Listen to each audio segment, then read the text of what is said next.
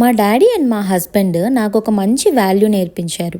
అదేంటంటే మనం ఏ పనైనా స్టార్ట్ చేసే ముందు మన దగ్గర ఏదైతే ఉందో దాంతోనే స్టార్ట్ చేయాలి.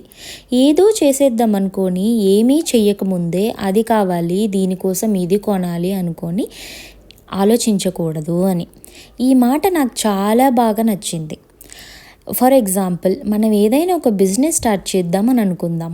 దానికోసము 5,00,000 ఉన్నాయి మీ చేతిలో. ఆ 5,00,000తో మనం ఏదైతే చేయగలుగుతామో అది మాత్రమే చేయాలి. ఏదో చేసేద్దాము, ఏదో అయిపోతుంది అని చెప్పి అనవసరమైన ఖర్చులు చేయకూడదు అని. ఈ మాటలన్నీ మనల్ని చాలా ఇన్స్పైర్ చేస్తాయి కదా. అందుకే నేను యూట్యూబ్ స్టార్ట్ చేసినప్పుడు నా దగ్గర ఉన్న ఫోన్తో స్టార్ట్ చేశాను. నాకంటూ కొన్ని టార్గెట్స్ పెట్టుకున్నా. 500 సబ్స్క్రైబర్స్ వచ్చాక మైక్ కొనుక్కోవాలి అని, 1000 సబ్స్క్రైబర్స్ వచ్చాక మంచి రింగ్ లైట్ కొనుక్కోవాలి అని. మనం అనుకుంటే ఇవన్నీ ముందే కూడా కొనుక్కోవచ్చు, కానీ ఆ వస్తువుకంటూ ఏం విలువ ఉంటుంది? ఈ చిన్న చిన్న టార్గెట్స్ వల్ల మనం ఇంకా కష్టపడాలి అనే తత్వం ఉంటుంది. జస్ట్ లైక్ చిన్న పిల్లలకి మనము ఈసారి 100 మార్క్స్ తెచ్చుకో సైకిల్ కొనిస్తా అంటాం కదా, అలానే. వీడియో నచ్చితే సబ్స్క్రైబ్ చేసుకోండి.